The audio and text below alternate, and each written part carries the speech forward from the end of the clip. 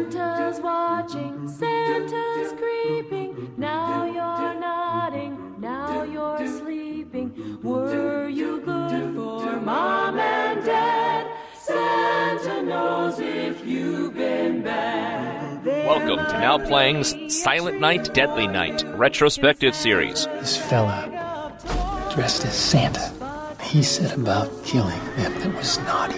Hosted by Stuart. What the hell's wrong with that kid? Arnie. I don't sleep. And Marjorie. Well, I stopped seeing these creepy things. I hate it. Each week, we will be unwrapping and reviewing another film in the Silent Night, Deadly Night series, leading up to a review of the remake, coming out in December. Christmas. The #1 holiday for people going nuts. But be warned, opening this gift will give you detailed plot spoilers and harsh language. Listener discretion is advised. Merry fucking Christmas. Santa's creeping. Now you're nodding, now you're sleeping. Were you good for Mom and Dad? Santa knows if you've been bad. There might be. Today we're discussing Silent Night, Deadly Night, Part 2, starring Eric Freeman, James L. Newman, Elizabeth Clayton, and every single person from the last film. Directed by Lee Harry. I'm Arnie, and it's podcast day! Oh, God. I finally know what that means! My life is complete. It's Stuart in LA. This is Marjorie, and I've heard Arnie spouting this ever since we watched this movie, and Thursday happens to be our garbage day. So he recorded a nice little wave of himself and sent it to me as a text message to remind me. Every garbage day is now going to remind me of this. You know, I thought we were doing a series that was covering Christmas, but now I realize it is going to be about my sanitation engineers. It's changed the whole way I think about recycling. Speaking of recycling, they really recycled that first movie, didn't they? Well, that's what I'm saying, yes. Believe it or not, on the DVD I way overpaid for, comes with a commentary from the writer, director, and the shrink from this movie. Nice. The shrink thought they were there to do an MST3K, and the other two are actually trying to describe the process of making this film. I thought they were going to go garbage day on the actor midway through the commentary. It's actually really uncomfortable. But the producer and writer, in fact, all of them were trying to break into Hollywood, and they were hired by a studio to work on a film. Nobody ever got paid from this. They did it, told they would be paid a minimal amount of money, and on the commentary they're like, wait, I never did get that check. I remember fighting for the check and never getting the check. Oh. Well, was this even released? You can't get money if you didn't make any money. I don't ever recall this one coming out. Unlike the last one, which I have vivid memories of protesters and it appearing at a local theater. The profits from it, if such a thing exists, couldn't have been much. No, it lost money. It was released in some theaters, maybe one theater. Its total box office gross was $154,000. $154,000? And it cost $250,000 to make. They wanted to spend no money. What they did was they brought in a writer and director and said, here's the last movie. Recut it so we can release it as a sequel. They even, if you notice in this recut version, part 2, sometimes the score gets really loud. It's because they're playing their new score over the old score because they don't have the original audio mix. Like I said, this is ecology. This is a blueprint for the future. This is how we can recycle our junk. I totally appreciate what they're trying to do here, but that is madness. That is absolutely madness that they thought they could shoot no new footage and produce a new movie without any footage that didn't appear in the last movie. I mean, that's hilarious. I believe that their thinking was, because it was pulled out of theaters so quickly, nobody saw the first one. Which would mean you could re-release the original, but not release it as its own sequel. I think that that's where the disconnect is. Several times, a pop single might get released, it doesn't chart, and then a couple years later it's featured in a movie or commercial, and all of a sudden there's a resurgence and people want to buy it. That I get. Tarzan, boy! But I just do not think that you can say, hey, remember that movie you didn't see 3 years ago? Well, here is the sequel, and by the way, it's actually the original. I mean, that's just all kinds of fraud. So they ended up saying they needed framing sequences to at least contextualize and do some new voiceover for the old scenes. Correct. We need to shoot new footage. That is correct. And as I think you can imagine, Stuart, somebody with Hollywood ambitions, you want to be a director, you want to be an actor, you get a foot in the door, you're going to try to do everything you can, make every personal sacrifice you can, call in every favor you can to turn this shit into lemonade. And this is the result. I can't say it's lemonade, but it seems that this movie would have resulted in somehow the movie powers that be that regulate all this stuff make some kind of rule that you have to have X percentage original movie. But that didn't happen, I'm guessing. Well, I do see that the original writers, who I don't think worked on this at all, are credited on the screenplay. There's 6 people credited, and 2 of them are the people that wrote the last movie. It is so much like the last one that you'd have to give those original writers credit. I think they also had to give the original actors credit. The commentary actually talked about how they had to go back to all the actors, and we'll talk about it when they're redoing the sex scene in the orphanage from the first one. Those are actually new actors because the previous actors wanted a lot of money for reuse of their nudity. I didn't notice that, but I'm not really thinking about the last movie. Maybe I did need Silent Night, Deadly Night Part 2 because I'd already kind of pushed that one outside of my head. So, Arnie, why don't you go ahead and remind us about that first movie and tell us what new they do here?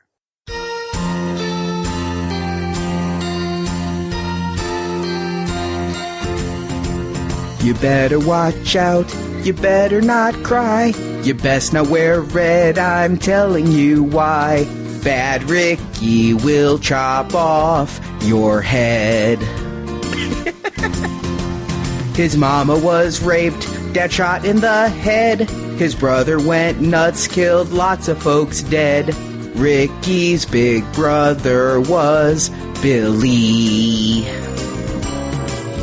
You know all about Billy.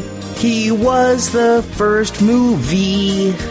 But we're gonna show it all again, his entire life story.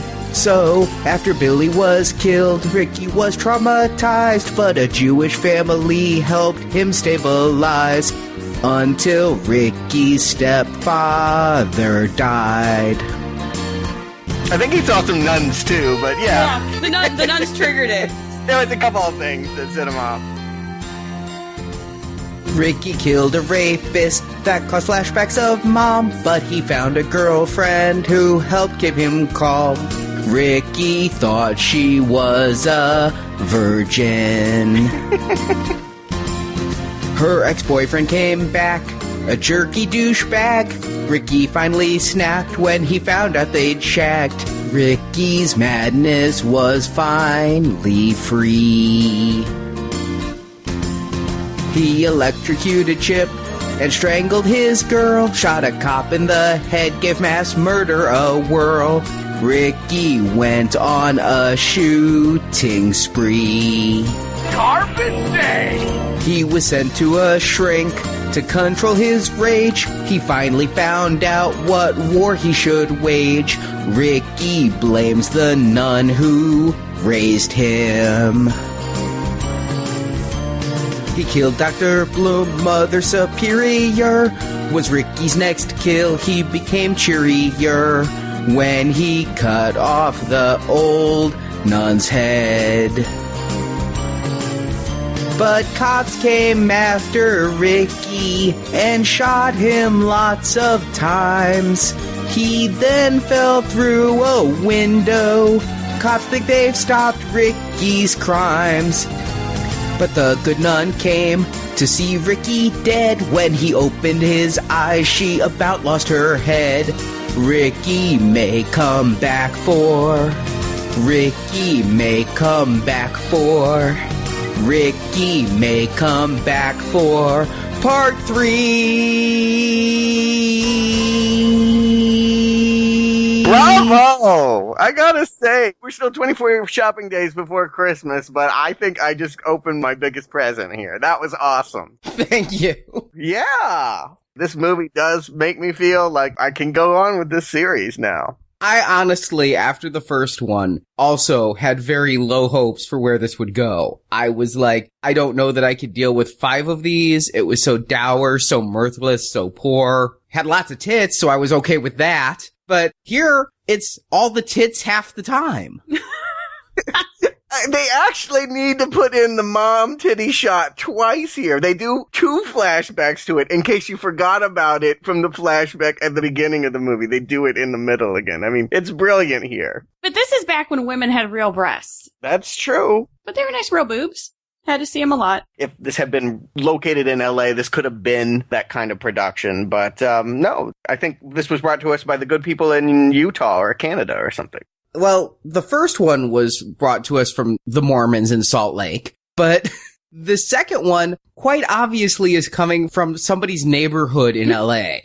Because all the flashbacks are taking place in the snowy mountainous range, and yet all the new scenes, even though it's Christmas garbage day, it's sunny, it's warm, there's palm trees. It is a truth about out here. Right now, if I look outside my window, it looks exactly like it does in the middle of July. We just don't have seasons out here. So it gets a little colder, and people do put on coats, and it always makes me laugh. But honestly, there's really no temperature change much here in LA, and definitely no snow. But I mentioned Canada because one of the people given story credit is a conservative Canadian politician now. He's gonna clean up that city on garbage day. I really do think that is the platform you have to use. It's awesome. I was really, really concerned because we start off and it's Ricky, now played by Eric Friedman, who maybe if you, like me, were a huge Just the 10 of Us fan and never missed an episode, you've seen him work again in one episode there. I am a huge Eric Friedman fan now. I've got to say, I think his work is brilliant. Dead eyes and the liveliest eyebrows I've ever seen. It's like jumping caterpillars. It's incredible. The affected, I'm 8 years old, trying to sound like Clint Eastwood, Dirty Harry voice, all of this. I am with this guy from the first tapping of his loafers and chain smoking. I love Ricky. It took me a while to catch on to him. I just thought he was terribly overacting, which was good because his big brother Billy underacted everything. They wanted us to care so much for a poor old Billy and gave us such a backstory of abuse to try and make us go with his killing. Here, yes, because I'm laughing instantaneously at this guy, I'm much more empathetic. I'm much more on his side, oddly enough. Again, I'm going into all these movies. I think we're all newbies to this series, but I am especially going in so spoiler free. I was really surprised at all that this one tied to the first one. I figured again, like Prom Night, this could just be a weird kind of anthology of Christmas murders. I didn't know that they would tie back to Billy. I mean, a horror movie being what it is, Billy could come back from the grave. They could go with Ricky. That was kind of what they teased us. Definitely the way that they implied the ending of the last movie was that little Ricky was now going to deliver the punishment. The axe had been bequeathed to him quite literally in the final shot. I was hoping it was going to be Ricky. I wasn't sure it was going to be Ricky. And as soon as the Dr. Bloom comes in with his reel-to-reel and says the name Ricky, I'm relieved. I'm happy. It's making me smile that they're going to be that much of a direct tie to the last one. I was kind of hoping it'd be like a Friday the 13th situation where the first one, you know, it was his mom, and then it was Jason, and Ricky would take it over, and I was expecting a whole heck of a lot more of Santa Claus killing people rather than somebody's psychiatric conversation and then the first movie, which I already saw. I'm kind of hoping still, maybe in the third one, we can get Grandpa back. But he's cut out of this one. They tell most of the original movie he's one of the things they cut. They do a lot of revision here. They do, and it's really weird the things they change. They do cut out Grandpa, which I said last time I had thought Grandpa would come back to play a part in the story. I understand cutting Grandpa. They probably couldn't cut it from the original one and still maintain the length required by the MPAA to be called a feature. Well, Ricky wasn't there when Grandpa spouted his craziness about Santa Claus, so I don't know where Ricky's getting these memories Ricky's memories are kind of impressive. I wish I had this kind of retention. He is an infant. I mean, he is maybe, 3 months old in 1971 in that original movie, and yet he remembers as vividly as someone sitting in the movie theater exactly how his mom's breasts were exposed to the elements as she was being attacked and throat slit. I mean, it's just the same footage. It is exactly the same movie, but with little twists here and there that, you're right, they have a new last name. Did no one go back to check what the last name was? They were the Chapmans, now they're the Caldwells. Why? Perhaps it's something they did for Ricky to distance himself from the gruesomeness of his family's, his parents' murder, and then what his brother did. Perhaps that's something the orphanage, that Sister Margaret or whatever, really seemed to take a shine to these boys. That's true, and that's another revision, is Ricky was having a good time at the orphanage. He was the one doted on. Mother Superior was like, oh, you're the good one. She hated Billy, but she never was mad at Ricky. And the weirdest change for me is in the first one, when the cop kills that wrong Santa, they're like, oh, it's the deaf priest who's coming to be Santa. Father O'Brien, yes. This time it's the deaf janitor. Old Man Kelsey, yes. I don't know why that is. Maybe even their bullshit meter broke when they thought about the likelihood that a priest could give sermons being completely deaf. I don't know, but a totally needless change from the original. Doesn't add anything by doing it this way, but sure, Old Man Kelsey, I guess it's just as ridiculous as Father O'Brien. And we start with these flashback scenes, and it's not that unusual. I mean, if we go back to our first retrospective series, Friday the 13th, every movie started with flashbacks from the previous one, sometimes the entire last scene from the previous one. I think Friday the 13th Part 2 started with basically the entire climactic battle from the end of Part 1. I'm used to maybe 5 or 10 minutes even of footage from the original. But when he goes after Leanna Quigley, I mean, I was torn. I wanted to see those tits again, but I didn't think it was germane to Ricky's story. And then he goes after the bullies. I'm like, it is every kill and every tit shot from the first movie, but it let me see that if that first movie was perhaps a Tales from the Crypt episode, it would have worked because I like that movie cut in half. Arnie, none of this was germane. They didn't have enough for a second movie or didn't have the money. This is what they had to do. More to the point, it's really bizarre that Ricky would even know these things. I can go somehow with the idea that imprinted on him in some Freudian way as a baby, he processed his parents' murders and he remembers all the early stuff at the orphanage. He was not there when Billy killed the 4 people in the toy store or at the sled. I mean, there were no eyewitnesses. He would have no knowledge of any of this stuff when he goes into the house full of black velvet tigers. He is not a reliable narrator here. It's just the wrong idea. And he's not putting a more positive spin on it. He's not like, yeah, Billy really got that bitch. It's just the same as before with the same point of view. I think this would have been a chance to portray Billy as a wronged person, a hero, a martyr. But no, it's very matter of fact. Honestly, at this point, I just had to call shenanigans on the whole movie. It's ridiculous. Ricky, he's not a good storyteller, and they went way too far with it. It's like you're just wishing he would shut up and get to killing people already. That's kind of how I was feeling. I was laughing, though. I think that the interjections in between, I think you're kind of onto something, Arnie. By cutting that last movie down to the fun bits, and then having this exchange between the 13th shrink to evaluate Ricky and him just giving these overheated line deliveries. I don't sleep. I mean, all of this stuff, it goes down easier than the last movie. I honestly think that the way they tell the first movie in Part 2 is better than at its full length last time.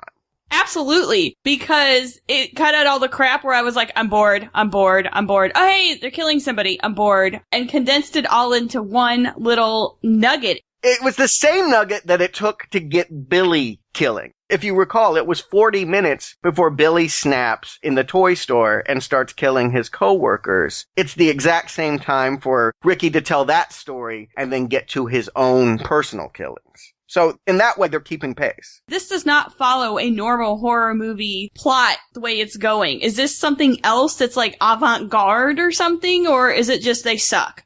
it would be a difficult task to be told that you don't have a complete movie to tell. All I can say is I'm still paying attention. It's to the credit of all the people participating that I'm still watching. Incredulously and a little angrily and wondering exactly when and if I'm going to get a full movie. But I'm not bored. I'm not bored in this 40 minutes. I'm more just perplexed. Perplexed mixed with amusement.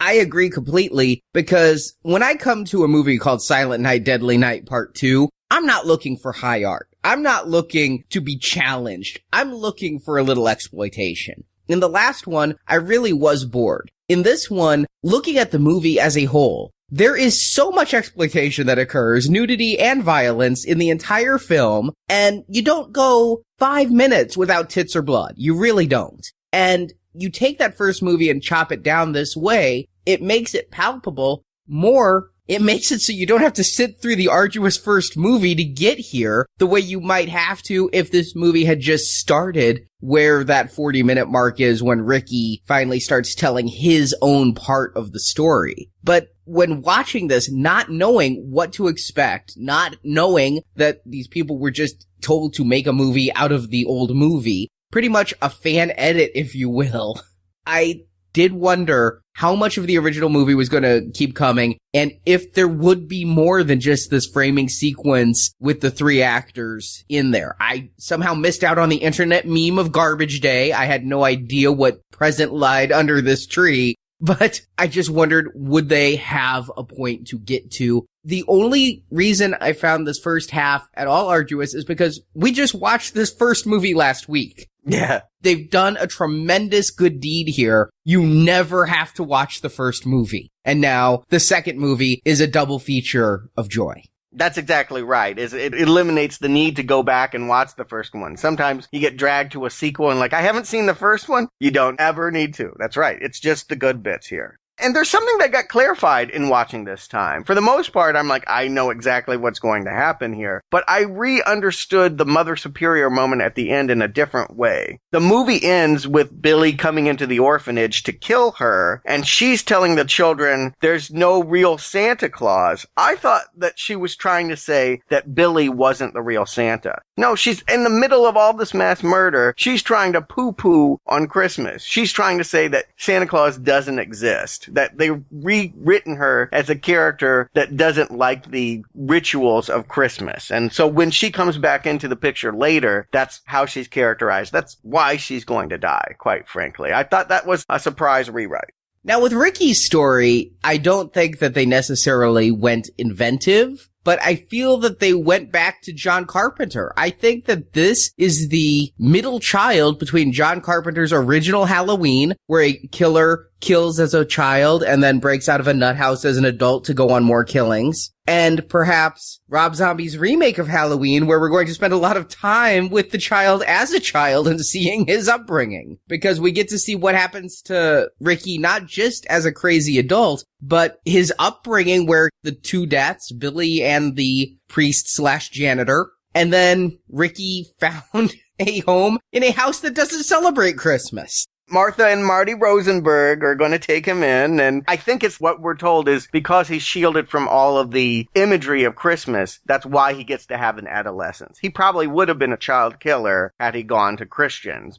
And he's basically like a bull, isn't he? He's triggered by the color red. I thought it'd be a much more interesting movie if he just instantly killed everybody who wore red and just shoot, stab, axe people who are wearing red.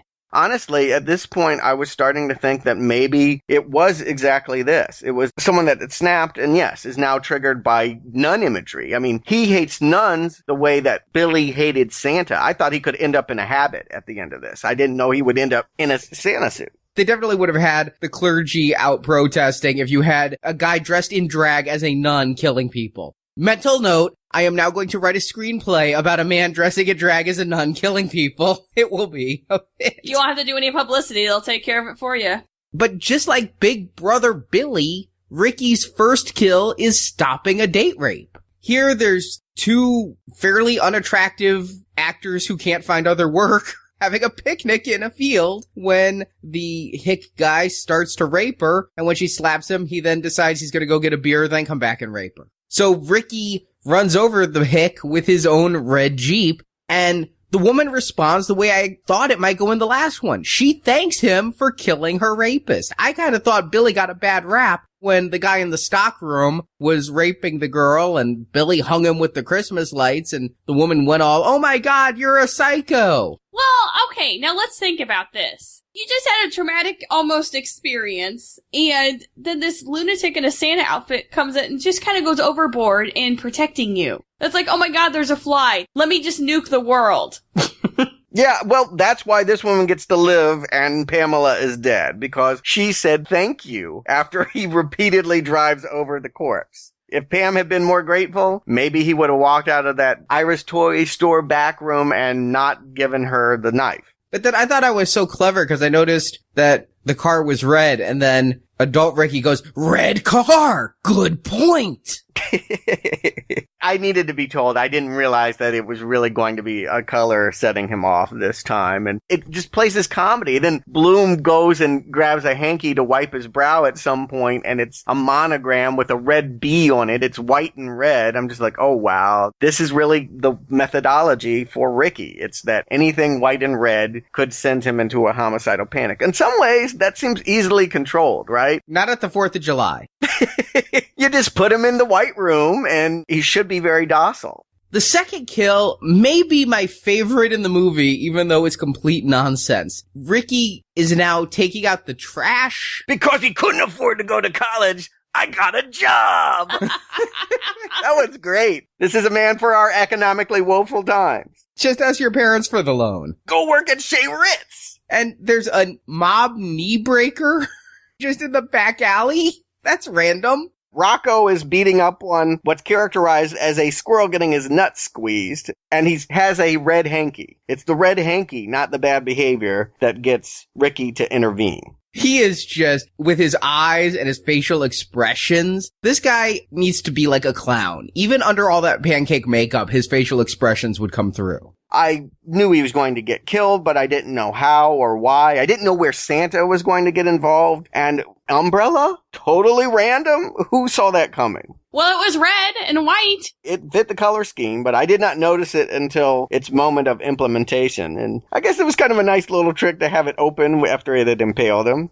I applauded. They almost couldn't release this movie to the couple of theaters it went to because of the umbrella moment. Really? The MPAA said the umbrella was an X because they actually had a butcher's liver hanging off of it. And so they had to cut it down. But if you look closely, you can still see some of the meat hanging off the umbrella. I think the MPA just had something up its ass about another Killer Santa movie. I think they just wanted this movie to be stifled because the last one was so controversial.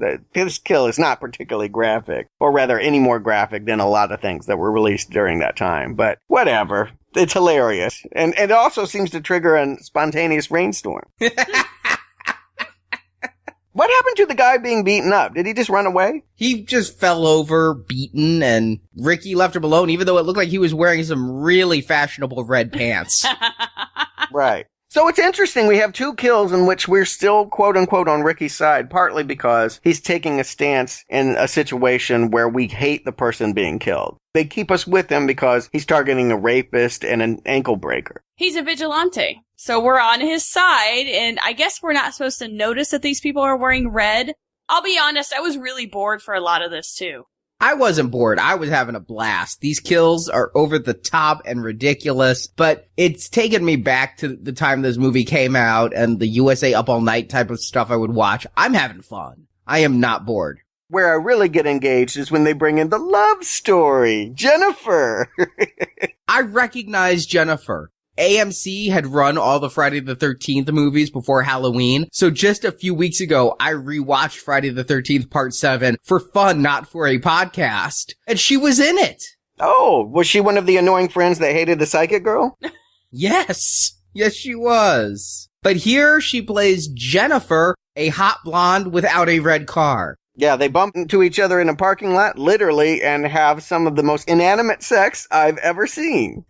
I didn't see a single movement there. And there's like this scene of her on the back of Ricky's bike, and I really thought for a moment they weren't just reusing footage from the first one, but maybe from a Eddie Money music video from the 80s. But yeah, they have really dull sex, but this could be it, right? She could be Ricky's salvation. There could be no more kills until they go to that auditorium that's pretending to be a movie theater. Yes, but it was straight out of Saved by the Bell. That's what it looked like, was the Saved by the Bell movie theater, we both thought. Where they put the folding chairs in it and it's a little tiny room. This is where I finally crystallized what the voice was. Up to this point, I'm like, is it Clint Eastwood? Is he trying to do Clint Eastwood? But if you'll notice, they are watching a trailer for a movie called Chaos, the movie, and the guy who's announcing all the gore and the violence in that movie is doing the same kind of vocal inflections that Ricky's doing. It's the movie phone guy as a serial killer. I think that's brilliant. Because we got this guy in the back who's heckling and calling him a faggot, and we know he's going to get it. But then they really twist it because we find out what movie they're going to be watching, and it's Silent Night, Deadly Night! They actually found another way to keep reusing more footage. I thought we were done with flashbacks, but no. Let's put in more of the other movie by having it be the movie that they're actually watching. I thought they were watching some drama. They were watching Silent Night, Deadly Night. I did not catch that. Because during the trailer for Chaos, which was bloody, Billy's all engaged, and she goes, "Oh, you like that stuff?" She was not into horror movies. I thought they were watching a heartwarming Christmas film, not the original. The line in the sand is drawn when Santa Claus is a killer with Ricky, okay? I thought Ricky was having flashbacks. I didn't know those were scenes from the movie. I thought it was a flashback. How would Ricky know that Santa Claus killed the convenience store guy? I know this because Billy told me. That's what's great about it. He's watching a movie about his own life and didn't realize it. I think he either goes to kill the projectionist. I'm hoping he goes to kill the original screenwriters and director. I don't know. He disappears for a short while, and then we're introduced to Chip. Chip. I looked this guy up. Unfortunately, this man never worked again. I don't know how that travesty occurred because he looked a lot like Fish from Ally McBeal. He just had this look that was very familiar to me. And no, this will be the only place you ever see him, other than perhaps serving you sushi in LA. And this is where we find out Jennifer's terrible dark secret. She is not a virgin. Her first time was with Chip in the backseat of his car. And she mentions that he ruined her best sweater. I'm just like, does every man in this movie have sex by first tearing off the clothes of the woman? Like, does no one believe in zippers and buttons? That's not how you're supposed to do it? Stop ripping my clothes, Arnie! That's where all the money is going, to the wardrobe people. I mean, this is ridiculous. I thought he Lewinsky'd the sweater. I didn't know he ripped it. That's what I thought, too. I thought it was a Lewinsky situation. Oh, okay, maybe. Also, he's hitting on Jennifer, A, in the movie theater, and B, while on a date with another girl. Yeah. And she still goes out with him. They, leave arm in arm after she watched him hit on his ex-girlfriend. It's a testament to how gripping Silent Night, Deadly Night is that all of this can be going on in a movie theater while it's playing and no one is looking at the screen. But I came around to Chip's side when I saw he had a red Mustang. I suddenly liked Chip a lot. Well, that red Mustang will be the death of him, literally. It apparently needs a new battery, though, because he's charging it on the street. I guess in this world, Chip is rich because, he at least has a car, even if it's not working. But Ricky had the motorcycle. We saw them on that, and she has a car. She hit Ricky's bike. So I don't know why they need this guy in his aviator glasses. They need him because they want to fry him with a car battery. And it is glorious. This is where all the money went that the people didn't get in their paychecks.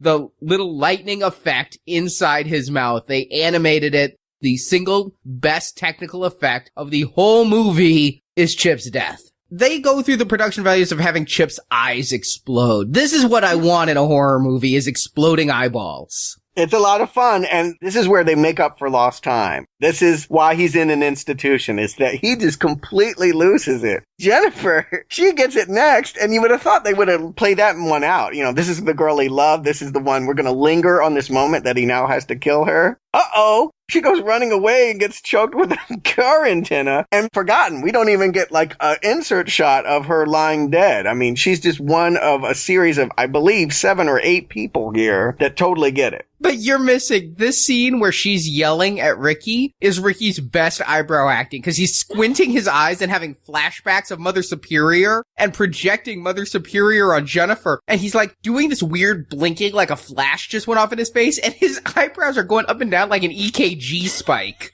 I hear that Eric Freeman has actually gotten work from this now that this has re-entered pop culture, and they're trying to cast him in movies now because they want his bad acting to heighten, to give the star power to their low-budget horror movies. But no one can find him is the problem, is what I've read on the internet, is they try to get him back for the commentary track, but he is untraceable. He has been found. David Decado has found him. He makes softcore, homoerotic horror porn. Nuh-uh! Yes, he said he has used him in 2 films. So they're out there. They're not on IMDb, I don't think. I know they're not on IMDb. The last thing on IMDb is he showed up for Gays in the Military on In Living Color with Damon Wayans. Yes. The point is that he is not proud of his resume and is not updating his personal page. These pages on IMDb tend to be moderated by the actors themselves. He's not promoting himself, but there is more of Eric Freeman out there if you should choose.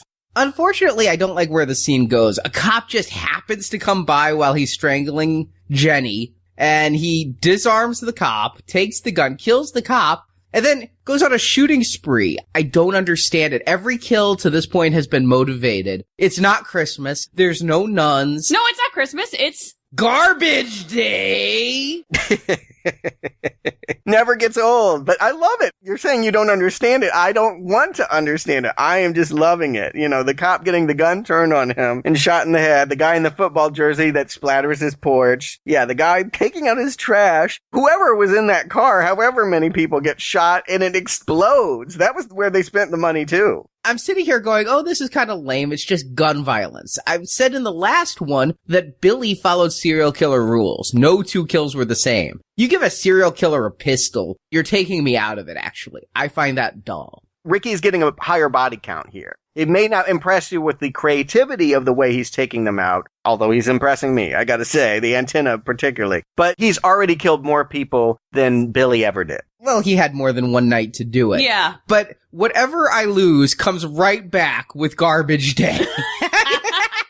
That is tremendous. I did not know this was an internet meme. Somehow I missed it. I've seen Spaghetti Cat, I've seen Chocolate Rain, I've seen Dramatic Gopher, but until watching this movie and then doing the post-research, I did not know Garbage Day was a thing. But it certainly is in our house now every Thursday. Yes.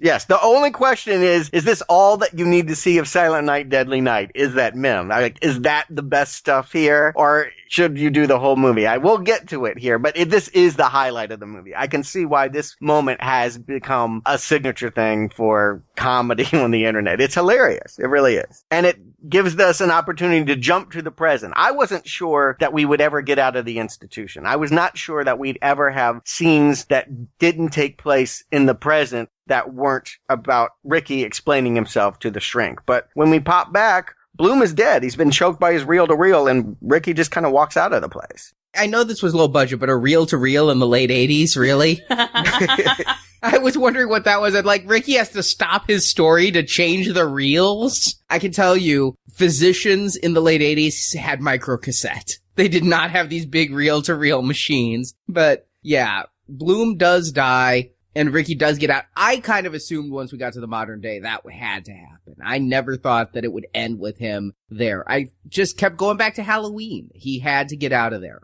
I thought this could be the end. I thought credits could roll with Bloom being dead. I literally thought it was the end. And really, there's not much more left to the movie. I think it's an additional 5 minutes. But there is more, a few more kills here. It's Christmas, for one thing. Who knew? But it's Christmas, and a bell ringer for the Salvation Army or whatever is out there and is the next victim, gives Ricky his suit. And then we see Sister Margaret is back with the police again after so many years. None of them ever left this town, or they all moved to LA together, like Nip Tuck or one of those TV shows where we're going to a new town. Everybody's coming. Sister Margaret is there, as is Mother Superior. What happened to this chick? Because when last we saw her, we knew about the wheelchair. We knew that she had gotten old, but her face is burned, or... Stuart, they explained it. She had a stroke. That's stroke face? That's what they said. They said she had a stroke. Sister Margaret said Mother Superior had a stroke, and then they cut to her. I thought she had a stroke near the fire and fell in it. Truth be told, they said on the commentary they had to mess up her face because they couldn't get any of the original actors back. Since they were using footage of the original actors earlier in the movie, they just tried to disguise how different this woman looked. Because continuity is really their bag here. I got an idea. Why don't we give her mounds of ghoul makeup and then no one will recognize that it's not the actress from last time? No, we'll all be sitting here going, what the fuck happened to Mother Superior? I don't know if you noticed, but they did this earlier. They replaced all the shots of Ricky during the Billy scenes when he's getting killed with a new actor, so they had continuity with the Ricky who went to the Rosenbaums. There's little Ricky, and then there's middle teenage Ricky that kills the guy with the Jeep, and then the guy that they get here at the end looks like a model or something. There is no continuity between these actors. It's hilarious to me, the things that they choose to change and focus on. It's crazy. I'm really confused why they couldn't get any of the original actors back, as the first one seemed to have killed all their careers. If you were injured in a car accident, would you get out of the hospital and want to go joyriding? I mean, I can understand why someone would get out of the business after making Silent Night, Deadly Night. The Mother Superior actress from the first one would probably still do interviews to this day about it. It became her thing. But she probably lives in Salt Lake City, truth be told, and they couldn't fly her out.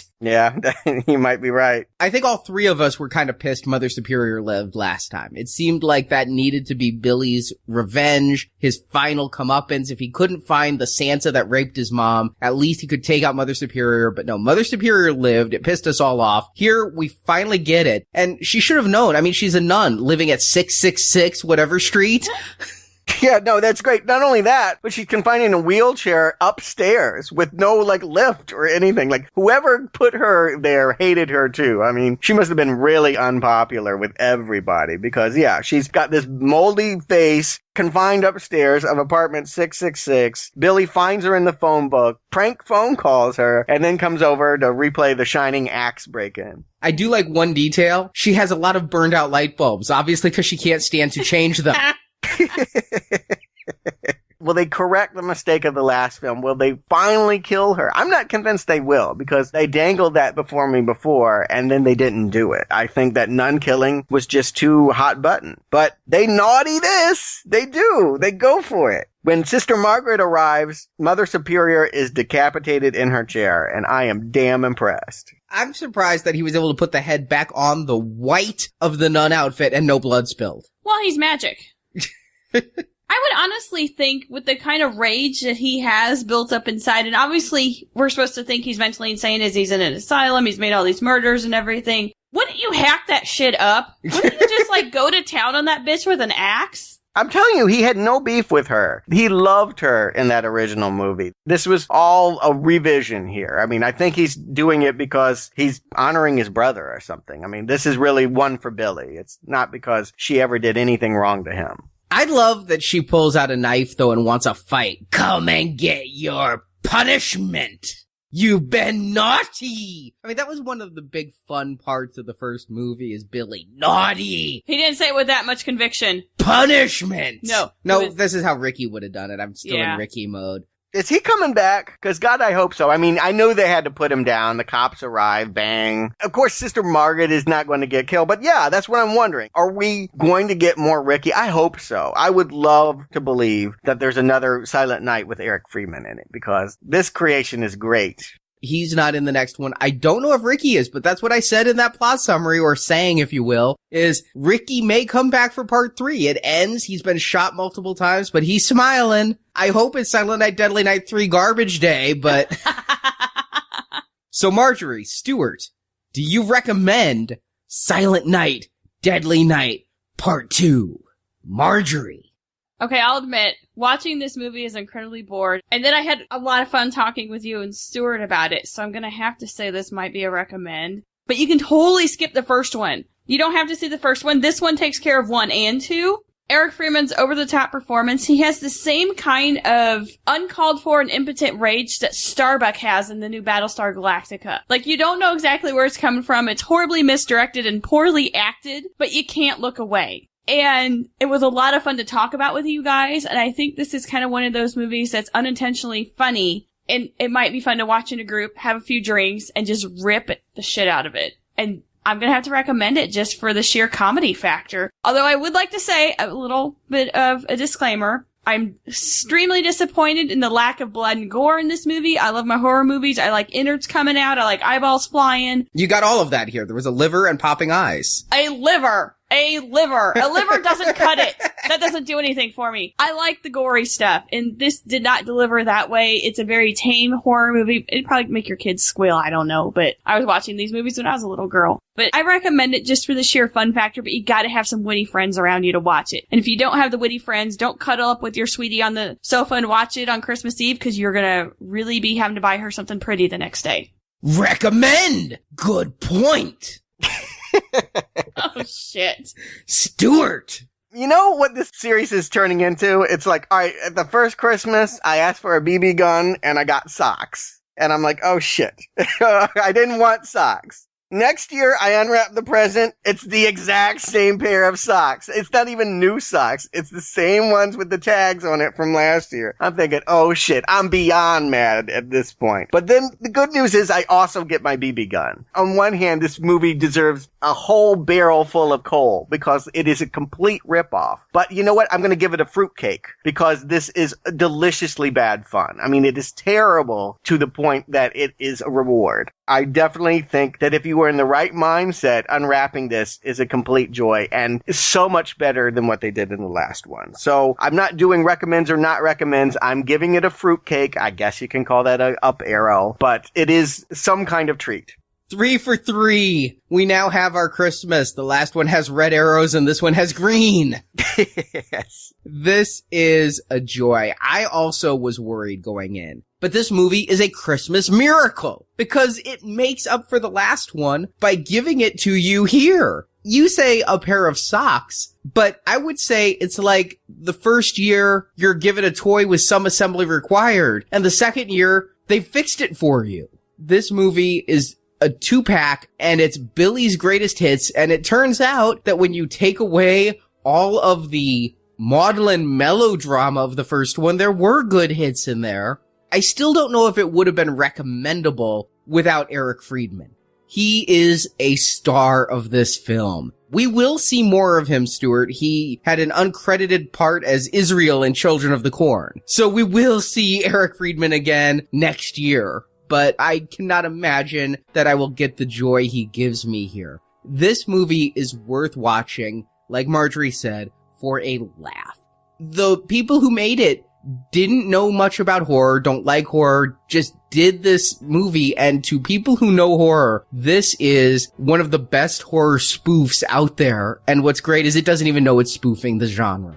It's the innocence by which they tried to make it serious. You said the people directing it on the commentary still aren't laughing. They're still treating this like some card that flashed to get them through the door of Hollywood. The guy who played the shrink was trying to do a stand-up routine about it, and none of the jokes were funny. The other two were just like, this is something we worked on. We're going to tell you about it. If you're listening to this commentary, you must have some reverence for this movie, so we're going to try to do you the solid of being serious about it. And I would also say that it's a great look into the world of Hollywood. I cannot imagine that in the late 80s, they would still be thinking, hey, let's recycle that old crap and call it a new movie. That felt like something you could get away with in the days before VCRs. But that they would even try to do that is astounding and eye-opening and real. This movie is a recommend on multiple levels. It's not a gem, but you gotta see this movie. If you can, it is really hard to find. I paid close to $100 for my DVD. What? This is where listener donations go, dear. You paid $100 for this shit? I think that recommend just got turned down into a red arrow. $100? Like 80. Well, it was a double feature. It came with the first one. Yeah, see, it's a deal. It's not a deal. Don't help out, Stuart. I didn't buy groceries, but I did buy 1 and 2 Silent Night, Deadly Night. Well, Marjorie, Stuart, thank you for joining me. I am so glad that we got this present of a movie. And I am just hoping that next week is as madcap and chaotic as this. I don't know if it's Ricky, Billy, a nun, a Santa, a Christmas elf, but Silent Night, Deadly Night 3 better watch out. And you better watch out. You better not cry. You better not pout. I'm telling you why. Now Playing will be back next week. You're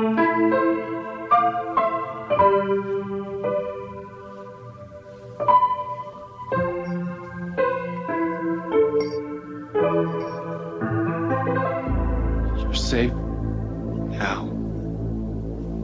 Santa Claus is gone. Thank you for listening to this episode of Now Playing. Cheer up. Tomorrow's Christmas Eve, and things are only going to get better.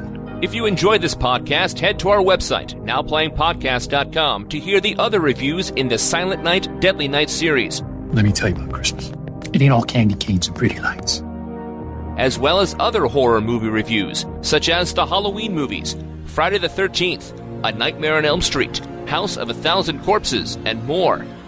You tend to get paranoid when everyone around you gets dead. We also have non-horror movie reviews, such as Star Trek, Terminator, The Avengers, Rambo, Rocky, and more. That sounds like an enterprise of great pith. Find hundreds of movie review podcasts at nowplayingpodcast.com. Is it live or is it Memorex? While at nowplayingpodcast.com, be sure to join our forums, where you can discuss this review with other listeners. You will talk, I will listen. But then you know that. You can also follow Now Playing on Facebook and Twitter, where the hosts post new episode announcements and written movie reviews. So are you going to go? The links to our social media pages can be found at nowplayingpodcast.com. You have to come up sometime, and when you do, I'll be waiting for you. Support from listeners like you help keep Now Playing operating. Give $1 for the kiddies. You can find a link to donate using PayPal at the bottom of our website, nowplayingpodcast.com. Put the money in the bag. Now Playing's Silent Night, Deadly Night is edited by Ray, Phil, Dylan, Jeff, and Arnie. What are you, a masochist or something? Now Playing credit narration by Brock. I'm finished talking, Henry. The Silent Night, Deadly Night films are the property of their individual studios and stakeholders, and no infringement is intended. Too many people get away with shit like that. The opinions expressed on Now Playing are those of the individual hosts and may not reflect the opinion of Venganza Media Incorporated. There is no logical explanation. Now Playing is a Venganza Media production, copyright 2012, all rights reserved.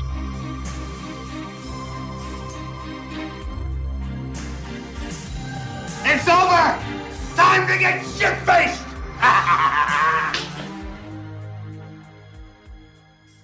Naughty. Ricky killed a therapist that caused flashbacks of mom. Punish! Ricky killed a rapist that called flashbacks of mom. Ricky killed a... Naughty. But when we see Billy going after Leanna Hughes, I mean, I was torn. I kind of wanted to see those tits again, but I didn't see it as germane to the story. You're talking about Linnea Quigley? Ah, Leanna Quigley. Punish! Ricky's first kill is stopping a date rape. Was that his first kill? Yeah, wasn't it? No. Oh, you're right, it was. You're right. There were so many rapes in that last one. Okay, yeah. It was rape-horrific. I was like, no, he never stopped his mother. And then I was like, oh, wait, no, those weren't being raped. I'm like, oh, yeah. Yeah, his mother was a rape, not a date rap. Andy and the Pamela, yeah. Naughty.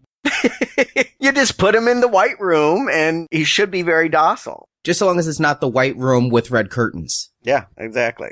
There's an obscure classic rock callback for you.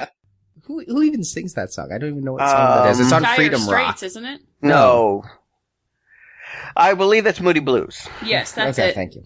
It's in the black room with white curtains, isn't it? Yeah. No. In a white room with black curtains. Red, That's it. no, it's not. Are they red? There's no red in it. Yeah, I think that was your artistic license on that, Arnie. Oh, it was black curtains. God damn it. And it was cream. Oh. All before our time. Well, now that we've got that settled. Did anyone ever figure out Stairway to Heaven? Garbage Day!